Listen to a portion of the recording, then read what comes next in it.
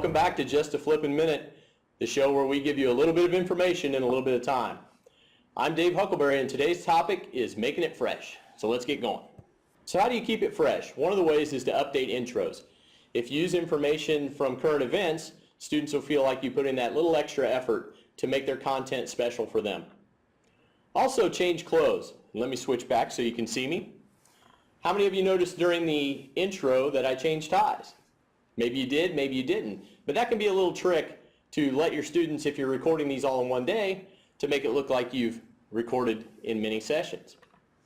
And be unpredictable when you can. You may have noticed from some of the slides I had the bullet points come in different directions. Come in from top, bottom, middle, whatever. Just be a little bit different, and that'll make your video content just a little bit different to the learner and keep it from becoming monotonous to them. That's our lesson for this week. We'll see you next time. Have a great day.